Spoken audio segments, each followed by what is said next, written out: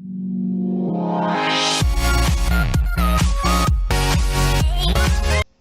order to have a peace, we must be prepared for a war. Hello and Jai Hind, everyone. So today, my lecture topic is India's nuclear policy. So India became a nuclear state after the successful conduction of the Operation Shakti in the Pokhran range of Rajasthan, in which India conducted a nuclear test under the leadership of the former president and great scientist Sri APJ Abdul Kalam and then Prime Minister Atal Bihari Vajpayee. Soon after the Indian test, the Pakistan followed the Indian footsteps with the help of China and also conducted the nuclear test. And this has promulgated the Indian lawmakers to make the Indian nuclear policy, which was devised back in 2003 in order to counterbalance and bring stability to the region. The Indian nuclear policy consists of the three major KPIs. The first one and the foremost important is no NFU, no first use policy, under which the India will not use its nuclear arsenal firstly and only use it in order to in case of any deterrence and retaliation to the nuclear aggressor, and India will not use on the nuclear arsenal on the non-nuclear state. Second one is the credible minimum deterrence, and under which the nuclear arsenal is readily available and deployable, and within a fractions of second we are able to attack the enemy and to deter the attack of the enemy.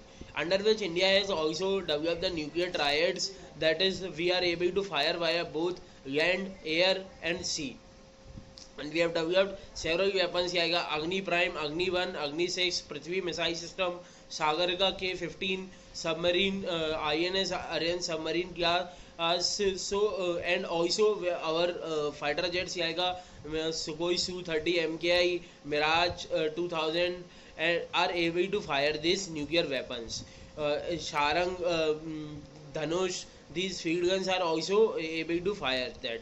However, in the case of the India, there is a debate about the changing the and no first use policy, since it gives a strategic advantage to the India, and also there is a regular warnings issued from the Pakistan to use the nuclear arsenal against the India.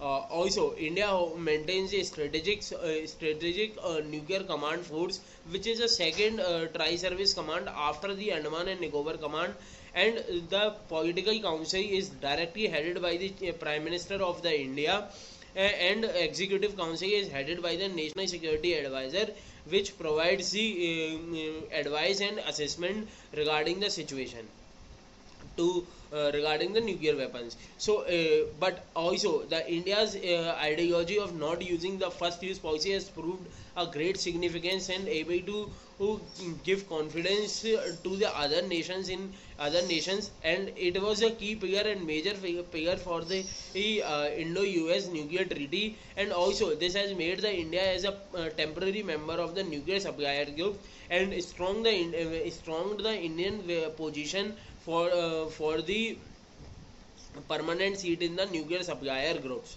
India believes that world is a one family and non-violence, but also capable to deter its enemies. So in this regard, nuclear first no first policy has proved a great significance for an Indian context, and this has bring India both soft power as well as the hard power. Thank you and Jai Hind.